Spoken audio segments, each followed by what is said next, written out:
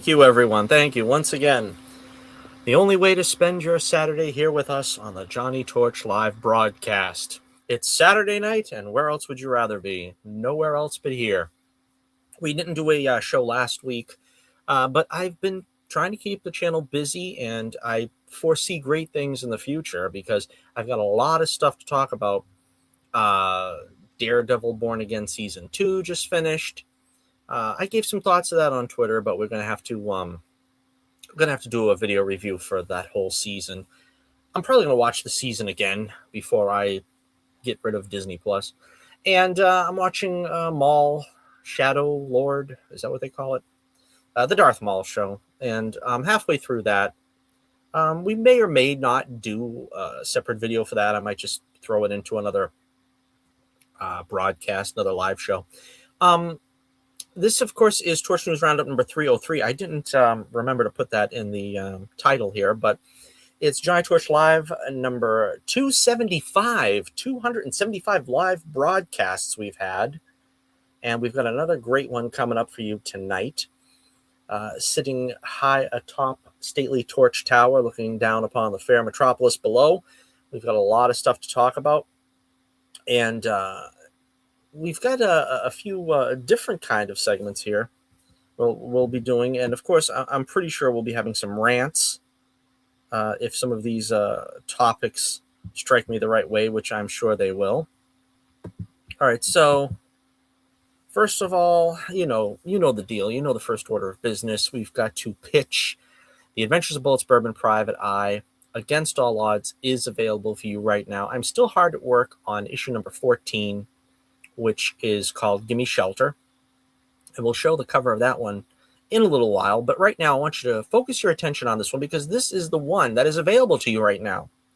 If you hit the link in the description below, you can go to my website and you can check out all the excitement right there at your fingertips. You can pick up some issues of Bullets Bourbon, past issues. You can pick up this issue right now, which is the new story arc we're doing, where the battery pack led by General Diesel is giving Bullets all kinds of trouble, as you can see right there. Bullets is poisoned by the general, and he wants the Godzuvian diamond, which will power his apparatus that will bring the people of Stark City to their knees, both figuratively and literally, because it will zap everyone of their power. And he uses that apparatus to gain his own powers. So, in effect, he'll be getting stronger as the city gets weaker and unable to stop him and his unmerry band of compatriots from taking over the city and, of course, eventually the world. But they find a stalwart champion of justice in Bullets Bourbon, who is alone the only one that can stand against the might of the battery pack and the fearsome General Diesel. If all of this sounds like it appeals to you, then head on over to The Adventures of Bullets Bourbon Private Eye in my website, where you can pick it up on Indie Planet. You can read it on Global Comics. You can get the digital copy at both locations. And again, it's a lot of fun. I've been finishing up the inking. It feels like I've been inking for 10 years. It feels like I've been inking for quite a while on this book. But as I've said before, this is one of my favorite stories. I am not just blowing smoke there. This is one of my favorite stories, and I really love it. I'm trying to take great pains with it to make it as great as humanly possible, because this is like what it's all about. You know what I mean? You have a hero going up against incredible odds. He should not come out of this alive. He's basically fighting the strongest villain he's ever faced physically with one foot in the grave. And what else can you do for excitement and suspense in a situation like that? Well, you're going to find out if you pick up The Adventures of Bullets Bourbon Private Eye. All of our issues, are available in bundles on Global Comics. You can get right into it. You could start with the first issue. I don't really think that you need to start anywhere in particular. I mean, you can start anywhere and you'll probably get the basic idea. But if you start in the first issue, that issue 1 was designed to be sort of short and compact and get you acclimated to the world so you can kind of get an idea for what you're in for. And check it out. And I'm sure that you will be glad you did.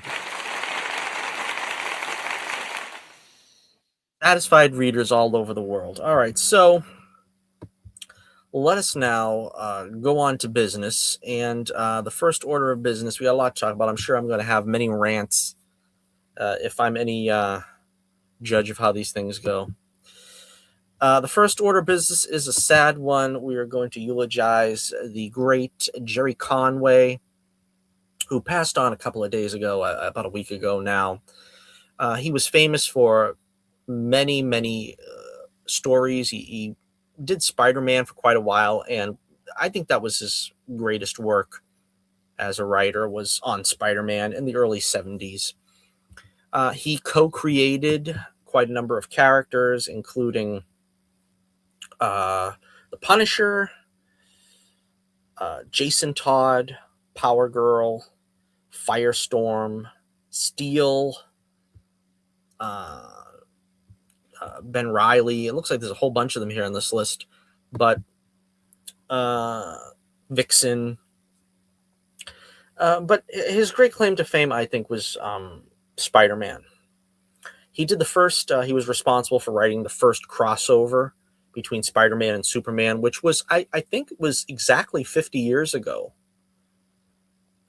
this year. And I've actually bought the Spider-Man Superman team up. I never had that original book. I had the Batman Hulk team up as a kid. Never had the Superman Spider-Man one.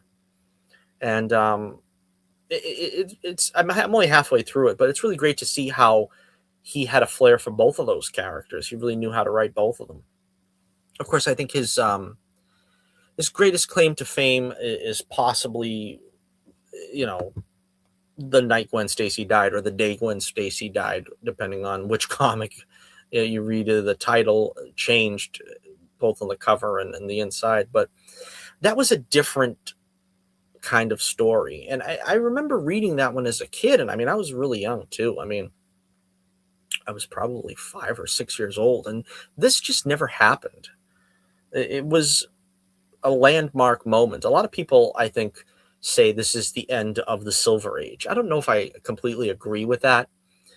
I think the Silver Age, I don't know. It seems to me, I don't think the Silver Age got out of the 60s, but to pinpoint like a certain issue or period when it ended, I really couldn't tell you my opinion on that. But I know that comics changed at this point with the death of Gwen Stacy, because superhero girlfriends never got killed. No, recurring member of a cast of a family of characters were killed in those days. Gwen Stacy was seen sort of as the probable end game for Spider-Man. He was going to marry Gwen at some point. The storyline that Stan had, he had admitted he had planned on her being the one that Peter was going to really be serious with, the way he put it. And it came to be that with the story that Stan wrote of Captain Stacy dying and Gwen blaming Spider-Man, it kind of made it a little bit more difficult to do that, I think. And eventually, when push came to shove, post Stan leaving the book, I think it fell on Conway to try to do something with the character and sort of justify her place there without, marrying them, which was something that wasn't done in those days, and for good reason, in my opinion. I'll save that rant for another time. We'll do some more rants later, but I feel like the conception was that Gwen was the more boring character compared to Mary Jane, and it's tough not to see that as probably the case. But I've always said, in the hands of a good writer, you can make any boring character essential.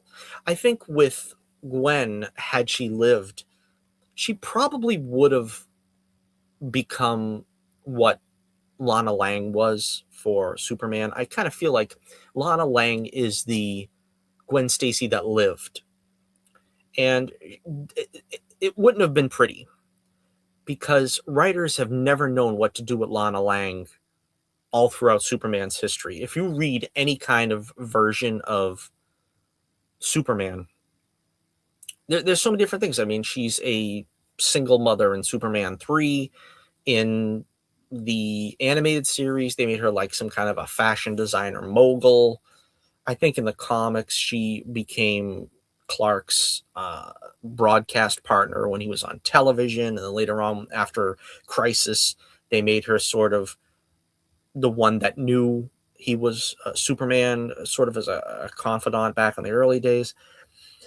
So, I mean, they really couldn't get a hold on her. And I have a feeling that's the same way it would have been with Gwen. Now, it sounds, kind of macabre to say her death served her probably better than if she had survived and sort of became just another ex-girlfriend of Peter Parker's. Now, again, they built her up to be sort of Peter's endgame, but I don't really think that was going to happen because Mary Jane was still a much stronger character, and they would probably have acknowledged that at some point, that she would have been the better wife for Peter Parker. And we still had things like Black Cat and other romances that we were going through. So I don't really believe that had Gwen stayed alive that they would have been married. I really don't think so.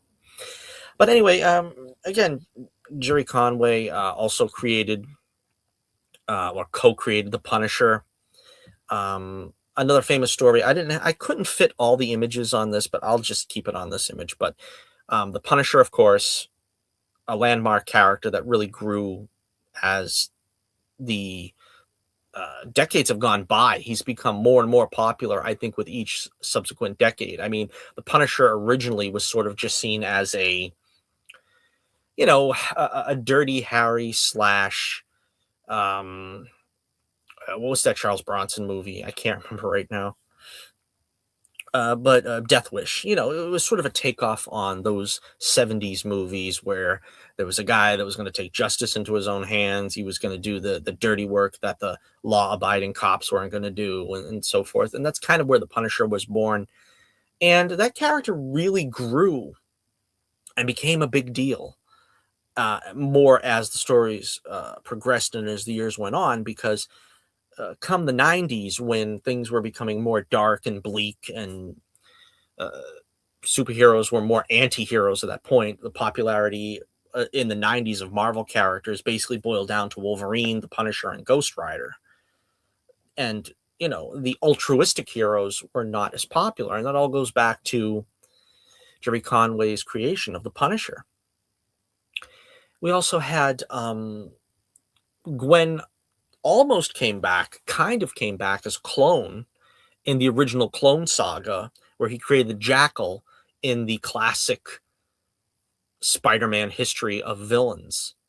You had the Jackal, which, like the Master Planner and a lot of these characters that Stan created.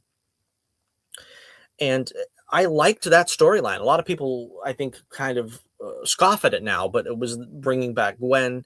But they didn't cheat. It really wasn't Gwen. They didn't really bring her back to life. It was a clone. And as far as I know, they really didn't do much with a clone later on. I mean, I haven't looked this up, but in the period where I was reading anyway, she never came back. They kind of just put her on the bus and she just never really came back. So I don't really know. I mean, I imagine they must have done something with her and made something of that storyline. Of course, the Spider-Man clone in that story that Conway wrote, basically, it was just sort of the bad guy Spider-Man, and it was enough to just do that for the end of the story. But that eventually got out of hand and grew into what was known as the Clone Saga in the 90s, which, by all accounts, I know, being there, that I wasn't fond of it and I didn't like it, and I pretty much noped out early on when I seen what they were doing, which was the clone comes back, named Ben Reilly, named after Uncle Ben, and he was going to take over for Peter, who was married and was, the thought was that now Peter would retire and settle down with Mary Jane, raise a family, and then this guy would be the new Spider-Man. He'd still look like Peter Parker. He had a different costume. And One of the things was that they played with that was also rubbing fans the wrong way was they were trying to suggest that he was the actual Peter Parker. He wasn't the clone, and that the clone was the Peter that had followed since then, which at that point had been about 20 years, I think. So again, that became a mess, but it really didn't reflect on that original story, which I thought was great, which was surrounding the Jackal and the mystery of who was the Jackal. And you had a lot of henchmen that the Jackal employed to give Spider-Man, who already had a huge rogues gallery to begin with, even more villains. So again, these are just the tales of my childhood that I remember reading, and I read them in reprints because that was a little bit before my time. But again, I can't thank Gerry Conway enough for a lot of those great stories that we look back on in that 70s era when Spider-Man was just I don't want to say just taking off, but he reached a new level, a new plateau. And they didn't really, I mean, there was a momentary morose period where, Peter was getting over the death of Gwen, but they never really lost that spirit of Spider-Man because you know, nowadays I don't like that they do this where the hero has to get married, he has to grow up with you, he has to have children. They do it with Spider-Man, they do it with Superman, they do it with Batman, and then a lot of times what'll happen is they kind of back off on it and try to go back and reboot the thing and stuff like that.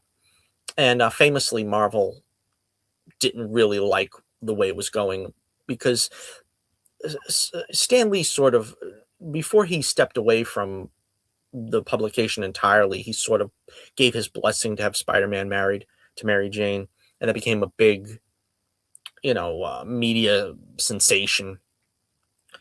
But the smart money said you should just leave characters. That was sort of the axiom, I guess. The axiom of the day was leave the characters as you found them. If you're a writer and you go in, you do something with the character that's interesting. You try to show a different angle of the character. You try to make them grow a slight eighth of an inch, but you leave the playground the way you left it.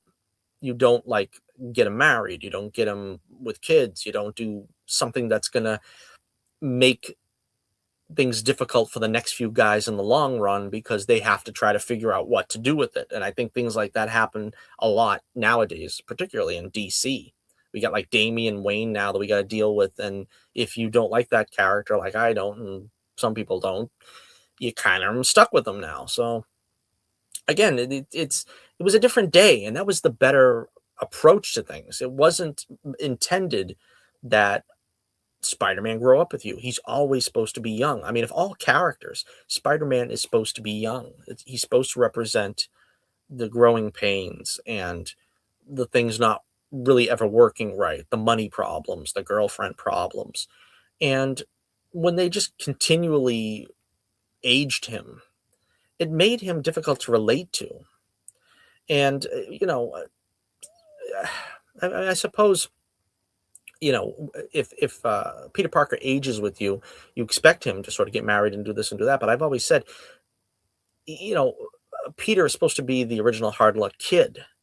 So marrying him to a supermodel, you kind of lose me there as the original hard luck kid that nothing goes right for. And, it doesn't work out that way for most people that were supposed to be the intended audience. So again, I don't really know when they kind of lost Spider-Man, but this was the glory days, and we have Gerry Conway to thank. He passed on. He was 73 years old, I believe. Let me take a look again. Yep. And, he'd worked on many other titles, Superman, Batman. As I said, he did the crossover.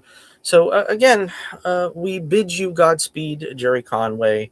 I know he was, like most of his peers, sort of left of center, but, there was some controversy about the police wanting to wear Punisher symbol, and they kind of wrote that into the Daredevil Born Again series, and how that was seen as something he didn't want done because it's sort of not the message he was sending with the Punisher or something like that. But again, I can't really fault them for, feeling this way. It's just, it is what it is.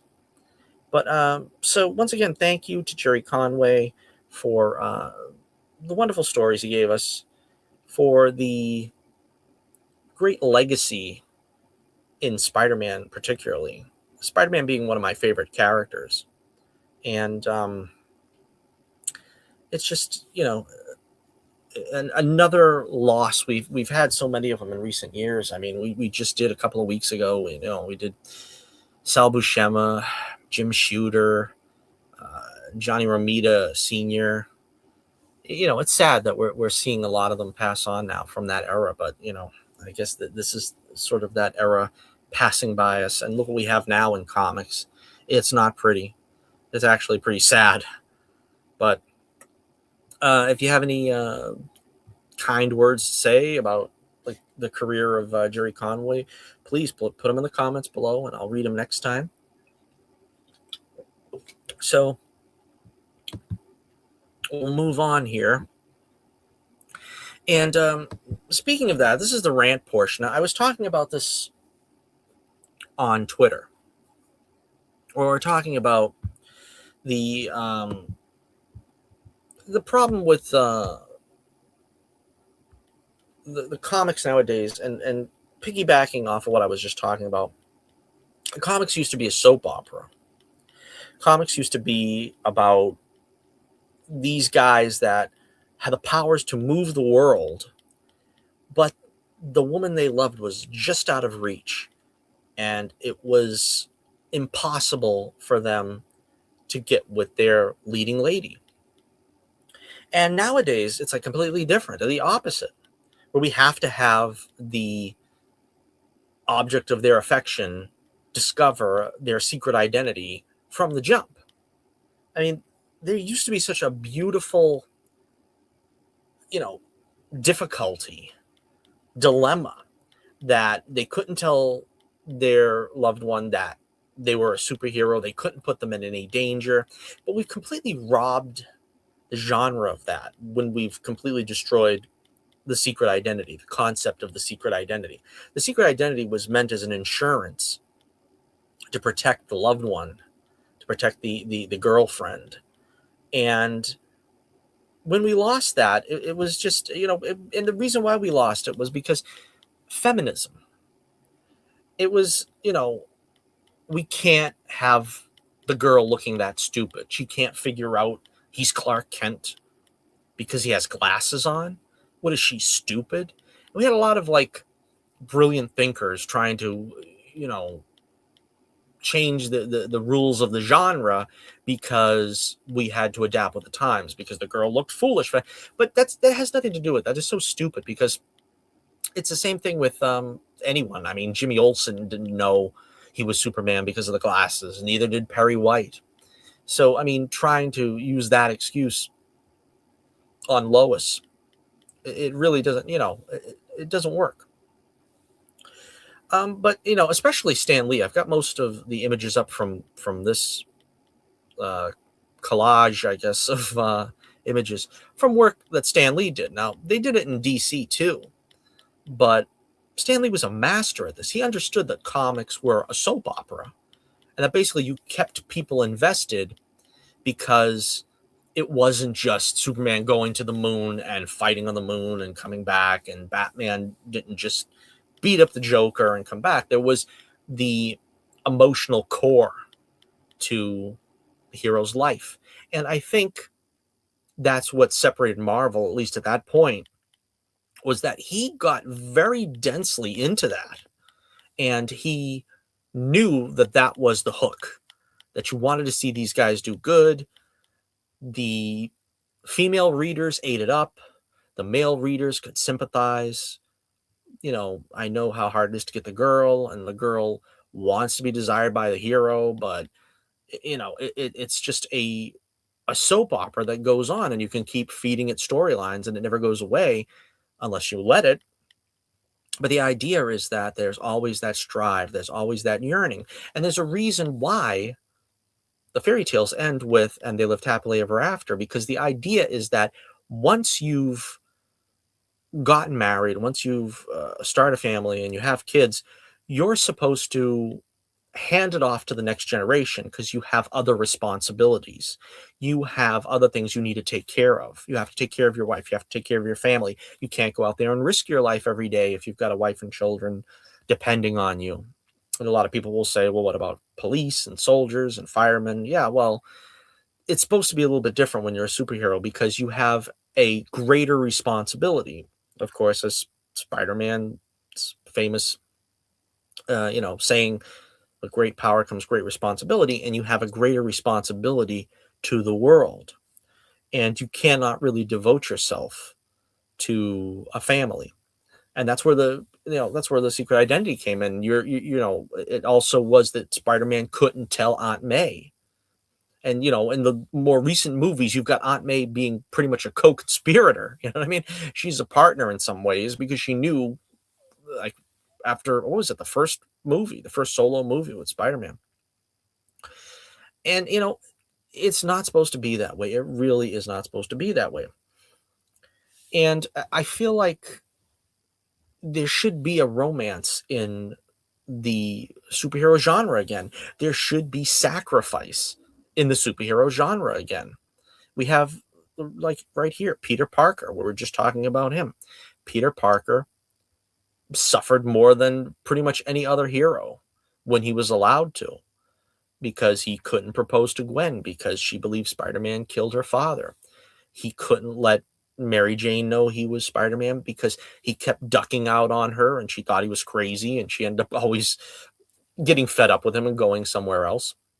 It's kind of the life of a superhero, what it was supposed to be. If only she knew who I really was. I mean, that started way back with Clark Kent. And those early episodes in the late 30s and early 40s, it was always Clark Kent trying to get the eye of Lois. Lois obviously thinking less of him because he was sort of a milksop, as they would say. And she had eyes for Superman because he was strong and heroic. And again, feminism killed all this dead, because then again, it makes the woman look shallow because she's looking towards this, big, beefy guy who's doing all these heroic feats, while the sort of nebbish guy with glasses is sitting back and hoping that she'll at least glance his way once or twice a day during the workday. But again, that was something that was so fundamentally ingrained in comics from the beginning, shepherded in by great writers, including Stan Lee, who was perhaps the greatest writer of them all, particularly in this genre of the soap opera elements in superhero comics. And the sad reality is the woke era has tainted the minds of the average reader so much that nowadays to see a man pining away for a woman would be seen as simping or white knighting or being a cuck, which this drives me crazy. I honestly have to sidebar the rant to make another rant. Well, can we stop using this kind of language? We got to thank the manosphere for doing this to us. The woke era, basically the anti-woke era, let's put it that way, is sort of an outgrowth of the manosphere, because everything started to be girl bosses and the MCU, and he's a simp, and if you're pining away for the woman you love, that is not being a simp.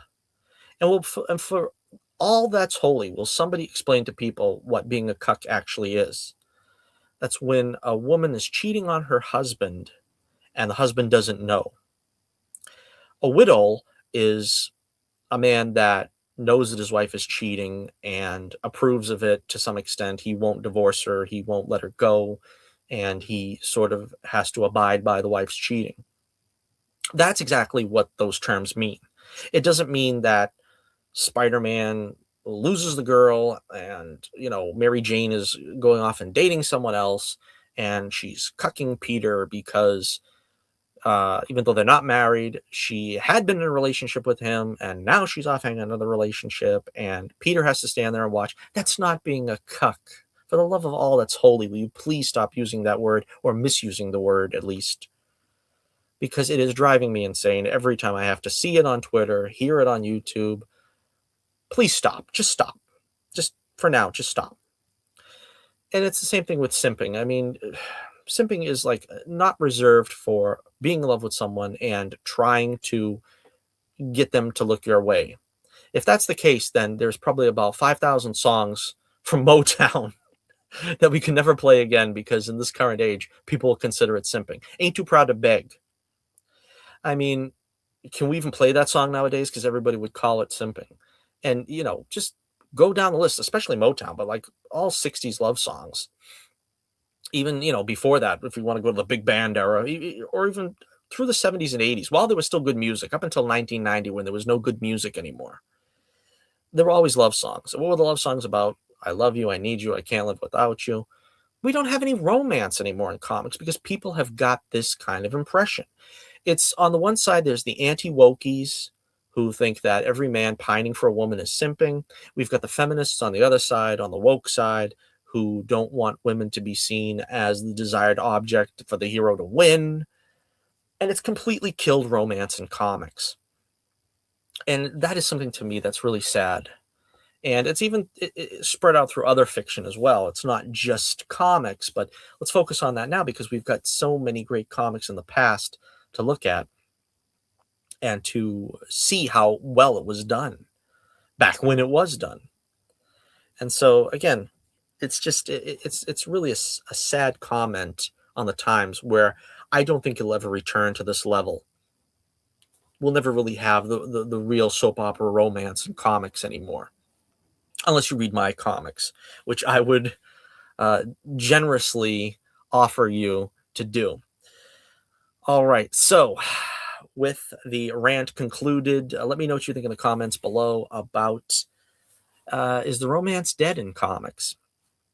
Let me know what you think, and we will move on and endeavor to move on to our next topic. The next bit of business I'm going to do is my next rant, which is we're going to talk a little bit about the movies coming out this year and the ones I'm looking forward to the most, the ones I'm maybe not looking forward to as much. And I can tell you, I'm going to be Karnak for a minute. Here's Johnny, and I'm going to be Karnak, and I'm going to guess exactly what the usual suspects are going to say. Now, the usual suspects I always talk about are like Nerdrotic, John Delarose, Heels versus Babyface, Critical Drinker, you know, the usual ones that basically whenever a movie comes out, it's their grift, it's their bread and butter to say how terrible it was.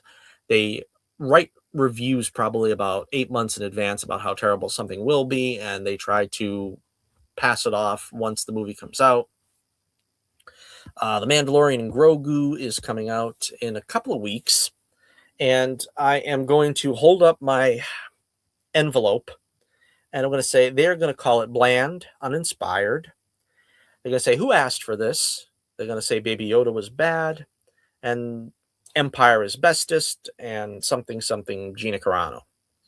Because, you know, we can't look forward to The Mandalorian. I don't understand why. People seem to forget when The Mandalorian first came out, it was extremely popular. There's this revisionism now where like Disney can do no right. I mean, honestly, I like some of what they did, and there's no reason why you can't admit it, because for some people, everything is black or white. Disney never did anything right. Disney did everything wrong, and I understand that because for the most part, they failed miserably. They failed miserably with the sequel trilogy. A lot of their stuff is not good. I didn't like Andor. That became somewhat popular in spite of the general consensus that Disney can do no right. But going back to The Mandalorian, it was appreciated at the beginning. It was, it gave fans a bad taste in their mouth the way that they fired Gina Carano, and I understand that. But I honestly didn't feel that she was that important to the show, but that's just me. Of course, the third season, as it were, people turned on it because they decided to keep Grogu. Now, honestly, I think Grogu was a good addition to keep around because, as I said before, I think the Mandalorian is basically Boba Fett light. He's just a little less ruthless, a little less, willing to take off somebody's head, but it still is a show about a bounty hunter that wears a Boba Fett costume. Having Grogu in it is a little bit different. It gives it its own flavor. But again, Star Wars fans are not particularly receptive to cute things. So originally, when Grogu was on the show, it was like, oh, well, that's all right. The girlfriend likes him. She wants a pillow of him. All right, that's cute. And then later on, get him out of my Star Wars. Um, anyway, I said that The Mandalorian and Grogu only needs to be as good as a good episode of The Mandalorian and Grogu. I mean, that's all it really needs to be. It doesn't have to be The Empire Strikes Back. It doesn't have to be the greatest bit of cinema ever put to screen. All it has to do is just be good. It just has to be a good story, and it could be bland. I mean, I've only seen, I think, like one trailer, and it looks, you know, slightly amusing is probably the best way I could put it. I mean, it's not like this has to be the greatest thing, though, because it's just got to be as good as the premise allows it to be, which is if it's a show about a bounty hunter with a little kid in tow that he's taking care of, just give me that and do a good job with it. That's all you need to do. Next up will be Supergirl. And of course, they've already got this one pegged as a disaster. Girl boss.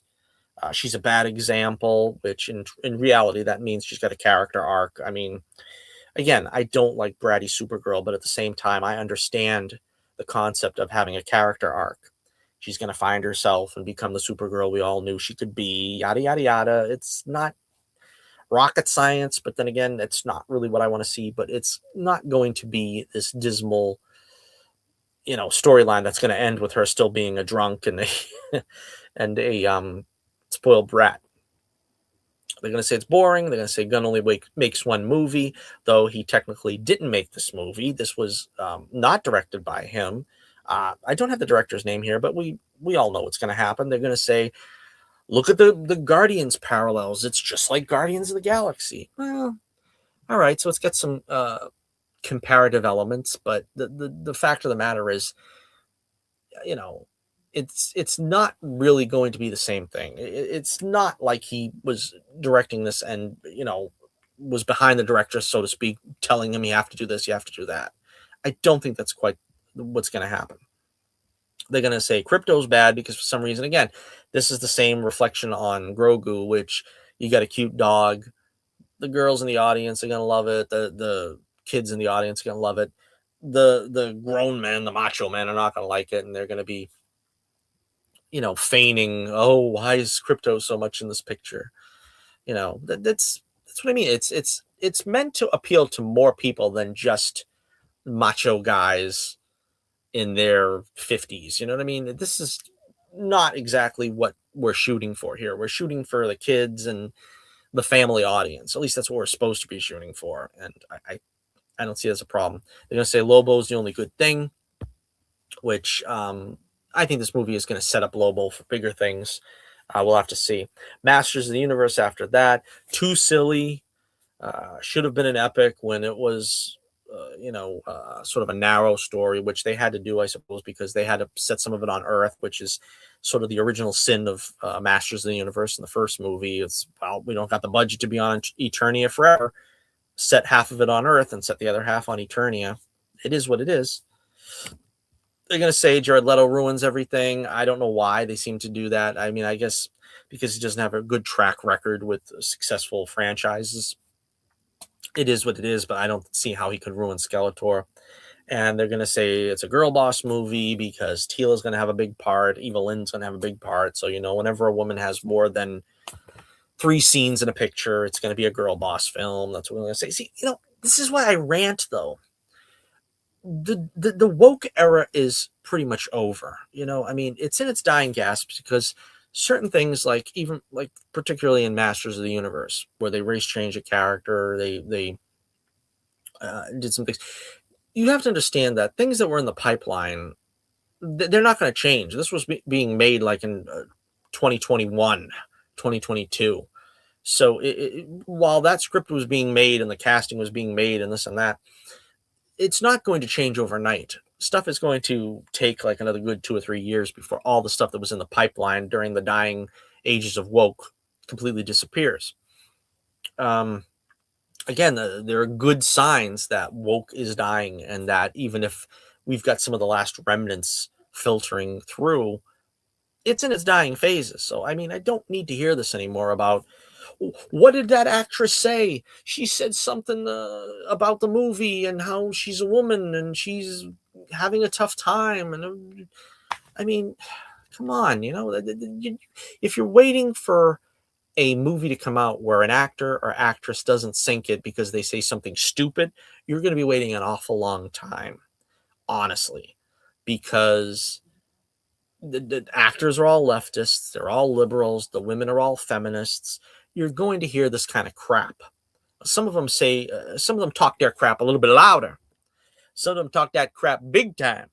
But you're not going to find too many films where all the principals keep their yap shut, you know, which is what everybody wants from them. But, actors are opinionated, artists are opinionated, so the Hollywood basically run by leftists. They're not going to tell them to keep their trap shut. They ain't going to do it. They ain't. So, I mean, if you're just waiting for that and you're waiting for the woke era to be over so that, you know, all this is going to be love and roses and rainbows, it's not going to happen. You know what I mean? I just see every single time a new movie comes out, we have to go through this.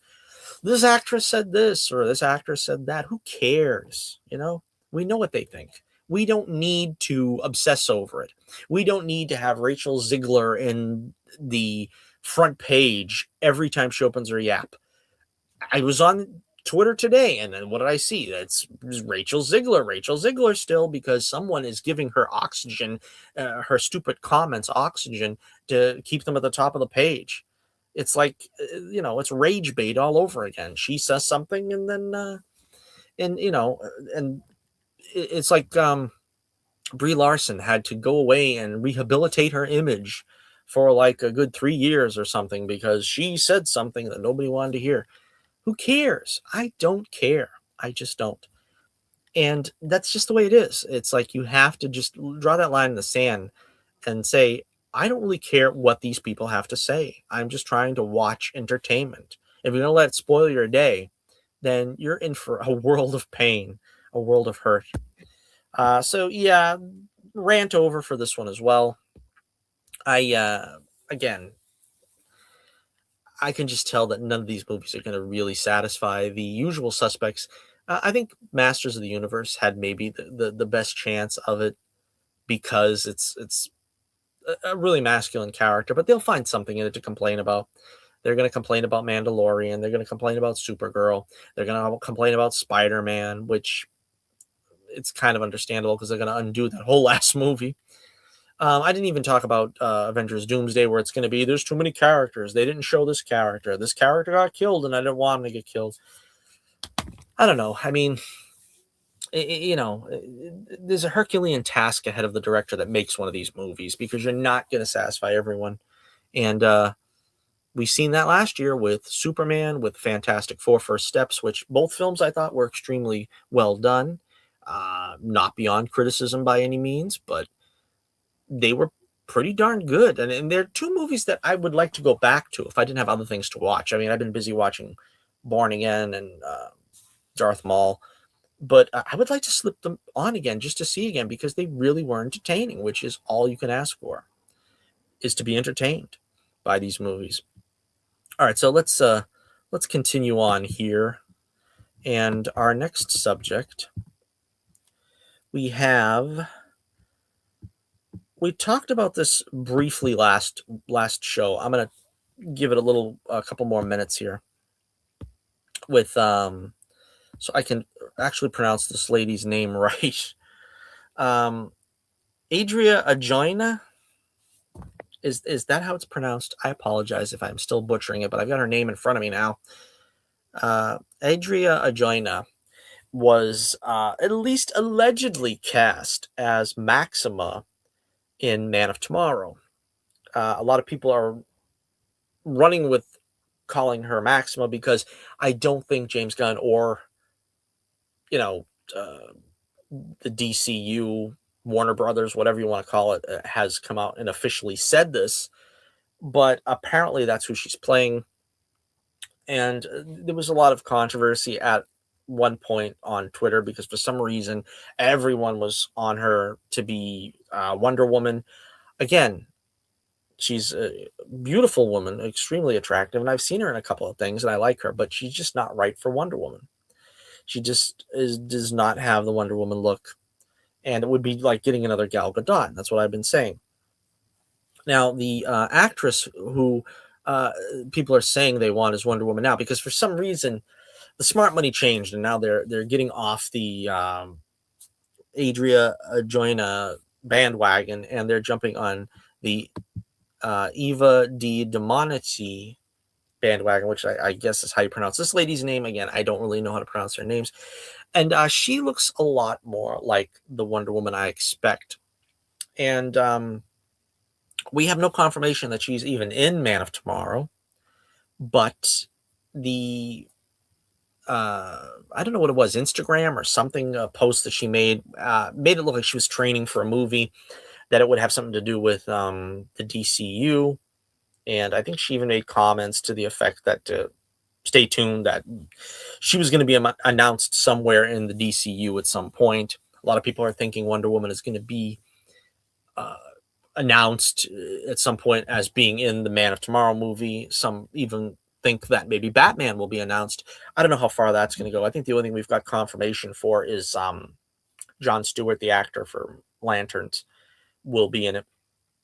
But again, this is all sort of speculation. We don't really know for a fact, but it appears at least that Eva de Domenici will be cast as Wonder Woman, and she looks like Wonder Woman. We finally have an actress after, 30 years since Linda Carter, that actually looks like Wonder Woman. Black hair and blue eyes, that's all I'd ask for. I'm pretty sure she speaks English without an accent, which is also a plus. And again, I just hope that this comes to pass. Now, James Gunn, like I said, has been pretty on the mark when it comes to casting actors. They, with Superman, Lois Lane, Jimmy Olsen, he's pretty much set a high bar for himself of making the characters look like the characters on the page. Now, at least he's doing this with the really famous characters. Now, Maxima, again, is a redhead. Whether they're going to give that actress a wig or do her hair differently or whatever, it remains to be seen. But Maxima is really a C-list character, maybe a D-list character. I don't know how many people really know of her. I remember her from the comics from when I was a kid. That's when she was created, like in the early 90s, I want to say. But let me know what you think in the comments below. Are you satisfied with this casting? Do you think this will be our Wonder Woman? Do you think this will be the way that everybody's expecting that it's going to be cast from the little we've seen? We still have more casting news in Man of Tomorrow. Also cast was announced was Matthew Lillard in a undisclosed role. He was just recently seen as the ominous Mr. Charles in Daredevil Born Again Season 2. And I thought he was great in that. I won't go too far into it because, we'll talk about that in the spoiler review for Daredevil Born Again. But I thought he was great. He's sort of like creepy / funny, which seems to be his role. And my guess is, if I had to guess, a great role for him in this movie would probably be Mr. Mxyzptlk, because he has that sort of impish face. He has that goofy quality. He, of course, played Shaggy in James Gunn's 2 Scooby-Doo films. I always felt bad that we didn't get a third one, have a trilogy. But I've always said, I've gone on record many times saying the first Scooby-Doo movie was the worst movie I've ever seen in a theater. I mean, honestly, bar none. I was embarrassed to be there as a Scooby-Doo fan. I hated every minute of it. I hated the jokes. I hated the innuendos. I hated the making Scrappy a villain. I just hated it. It was terrible. As a longtime Scooby-Doo fan, I was terribly offended. And I loved the second movie because it went back to the roots. It went back to the cartoons, villains, and it made the characters much more like their cartoon counterparts. But anyway, so again, I don't know. He could be just playing sort of like what Mr. Charles was, some kind of creation for this movie that ties into something bigger, but not necessarily that important of a character.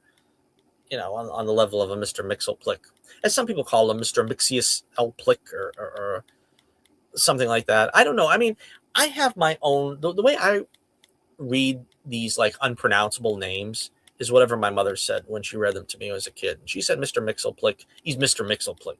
That's just the way it goes. Same thing with like Ra's al Ghul. She called him Ra's al Ghul. I'm calling him Ra's al Ghul.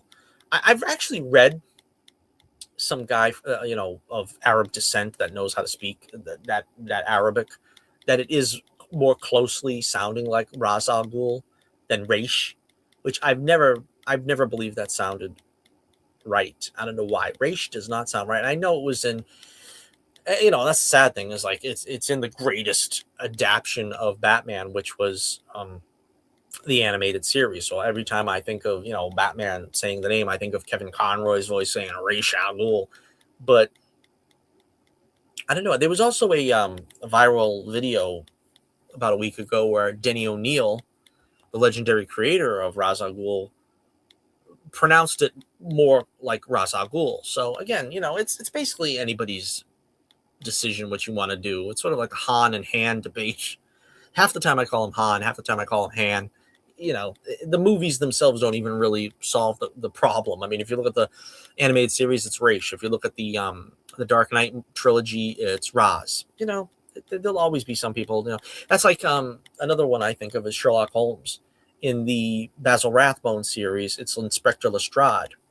In the Jeremy Brett series, it's Inspector Lestrade. Now, even though I think the Jeremy Brett portrayal is the most superior, the definitive take, which I should do a review of, an overall review of that series. That's one of my favorite series. I still say Lestrade because I was first familiar with Sherlock Holmes by the Rathbone films. So when I think of, or when I read the name Lestrade, I say Lestrade. So again, it's kind of interesting. Let me know what you think in the comments below about what kind of impression you have of these names and how you speak them, your interpretation. So anyway, yeah, let me know who you think he's playing, Matthew Lillard. It should be very interesting, to say the least, because this movie's going to be stacked. And another question I have for you guys is, who is actually the Man of Tomorrow? And we know it to be Superman, but the funny thing is James Gunn said that this is not really a Superman film, that it's sort of a team-up film with Superman and Lex Luthor. So why on earth, if it's not considered a Superman film or a Superman sequel, are you calling it Man of Tomorrow? So I don't really think you can take James Gunn at face value with that. So I don't know. Let me know what you think in the comments below. And finally, our final story, is we're closing in on the 1 hour mark here. Mel Gibson's The Resurrection of the Christ has just finished filming. They wrapped up, and we've got our first look at actor, let me see if I can pronounce this name, Jacko Otone? Is that Otonen? Is that how you pronounce it? Jaco Otonen. Possibly. I don't know. But this looks great. I mean, you see the background there of the beach and everything. It reminds me of, like, they're fishermen and everything. And they might even show his ascension. They're going to show everything well, not in this first film because it's part one. Part two is going to be coming out afterwards. The Resurrection of the Christ Part One will be released on Good Friday of next year, 2027, March 26th, and Part Two, The Resurrection of the Christ, will be set for May 6th, 2027. So the idea is that Part One is on Good Friday and Part Two is on Ascension Day, which is coming up pretty soon this year.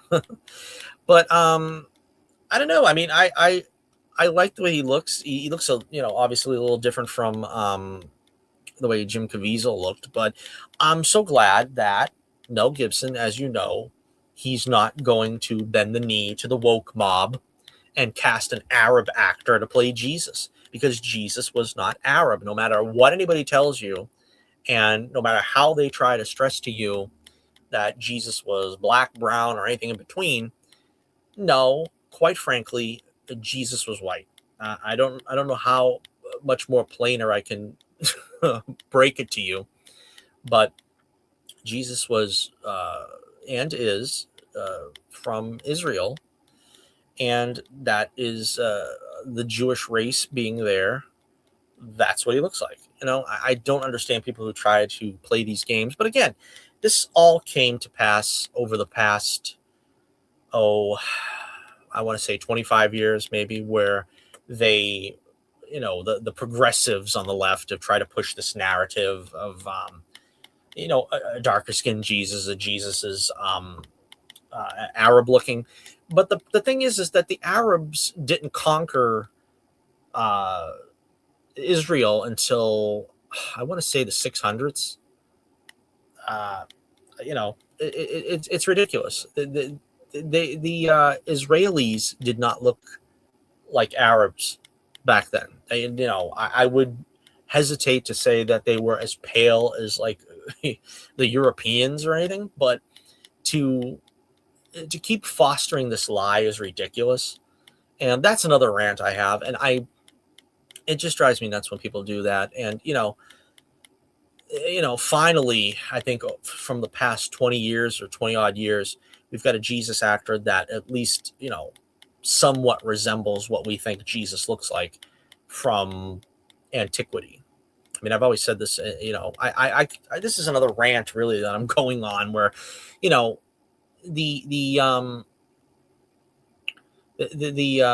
popular consensus is that, the paintings of like the Renaissance and this and that were they were all done and paid for by certain royal family stuff. I wasn't prepared to make this rant. That's the reason why I don't have all the facts in front of me. But whatever the name was, the guy that they were acting like was trying to, it has nothing to do with that. It goes back to, I think, as early as like the 3rd century. There was paintings. I don't have the names of them in front of me because I wasn't going to do this rant. I was just going to talk about the movie, but I started getting into this whole rant. But the paintings that go that far back, they look like what the Renaissance painters looked like. So if their paintings are, sort of based off of that early first look of Jesus, you can't say that they were being sort of paid to make it look a certain way. Anyways, but the idea is that, at least in my view, I don't think the Holy Spirit is going to make these artists paint something contrary to what the Son of God looks like. I mean, I think they're obviously inspired by the Holy Spirit to make these paintings look the way they did, which is all very similar. I mean, all the paintings of Jesus from that era sort of all do have a commonality to them. And of course, another thing I always say is when you read the Bible describes many times the descendants of Jesus. The ancestors of Jesus, such as David and Solomon, and they're described as being white because Solomon was described as being dazzling. David was described as being ruddy-faced, which means a blush at the cheek, which you can't really have that kind of blush if you're brown-skinned, So again, there's biblical evidence for this. And so, again, it turns into a rant because, I mean, these people just drive me nuts with their, baloney. Let's just put it that way. But again, this is going to be an interesting movie. Mel Gibson has promised we're going to see the descent into hell. After his death on Good Friday, Jesus' descent into hell, which again was another subject on Twitter that I was trying to clarify, because a lot of Protestants, I think, don't understand what that means because that's part of the Apostles' Creed. Jesus descended into hell, which it doesn't mean hell the way most people think. What it means is Hades, which is found in the book of Luke, the parable of Lazarus and the rich man, when the rich man was being tormented in Hades and Lazarus was in paradise, which is also known as Abraham's bosom. And the chasm separated both, where the evil were being punished and the good were being, uh, you know, uh, in luxury and relaxation that they didn't find on earth. And so he's promising what has been described as an acid trip. Now, honestly, some of the more grotesque things that he had in Passion of the Christ, I didn't really care for. So I don't really know if I'm even going to be I'm going to be on the same page as him with this new film, because I'm sure things are going to get quite harrowing, the harrowing of hell, where he's going to take us literally to hell itself. And the battle between angels and demons is promised. We're going to see, I think, the beginnings of mankind, where Satan was banished from hell. And apparently, it's going to go all the way to the death of the last apostle, which I imagine means John. I believe he died last. He was the only apostle to die of natural causes, old age. I think he lived into the 90s, which would have probably made him uh, probably in his 90s, if not maybe, advanced 80s. Um, but I'm looking forward to seeing some of it. I mean, The Passion of the Christ was a hard watch. It was a tough watch. I only seen it once, and I give it hard marks for it being as earnest as Mel Gibson was for the subject. But it's not really something that again, if it's going to be as intense, which it probably will be, I don't know if it's really going to be a classic, so to speak. But Mel's heart is in the right place with these things, which is always a good thing. This is not Hollywood Jesus. This is not going to be, we can't say this and we can't say that, and the Jews don't do this in the movie because it's, unpopular, and, we can't show, this scene because, it'll make a group unhappy. So again, it's very quite possible that this is going to be another ambitious project where we'll see, since he's got two films, pretty much everything else that was left out of the Passion of the Christ. We'll see the resurrection, we'll see the appearances, we'll see the ascension.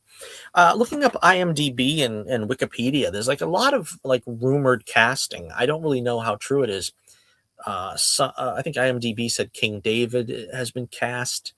I saw somewhere else Abraham is cast. I mean, this could be just like a Cliff Notes version of the Bible too altogether, or it could be just that these are the souls in heaven, you know, after they did what they did on earth, we see them in heaven. So again, very ambitious project, very interesting. I'm looking forward to it. Are you looking forward to it? Let me know what you think about the resurrection of the Christ, part 1 and part 2, all due coming soon to a theater near you next year. And so before we wrap it up, once again, let me attempt to persuade you to check out The Adventures of Bullets Bourbon Private Eye, issue 14, Gimme Shelter, which is the one I'm working on now. It is going to be a gasser, and you're going to hate yourself if you miss it, because I'm telling you, this is one of the greatest stories I ever did. This is the one that is really going to, you know, put Bullets Bourbon on the map. Once you read this one, you're going to go back for more. You're going to say, I got to see the whole series of this because, I just can't get enough. And trust me, this is the healthiest addiction you'll ever have, because Bullets Bourbon comics, they're the real stuff. You know what I mean? They're the real stuff, man. All you need to do is just check out the first issue, check out one issue, any one issue, And of course, like I said, on Global Comics, we've got some bundles put together. You can get them on Indie Planet if you want the hard copies. Just check it out and let me know what you think when you've checked it out, because I'm really looking forward to hearing some feedback. And you can also scan the QR code up in the corner there in the left quadrant. And from there on, you will be taken to the Adventures of Bullets Bourbon Private Eye. So I think that is all the business we have for today. Thank you for joining us on this lovely Saturday night. And happy Mother's Day, which is coming up rapidly here on the East Coast. And make sure you tell Mom how much you love her. And so until next we meet, this is Johnny Torch reminding you once again, keep the flame burning brightly, and I'll be with you again real soon.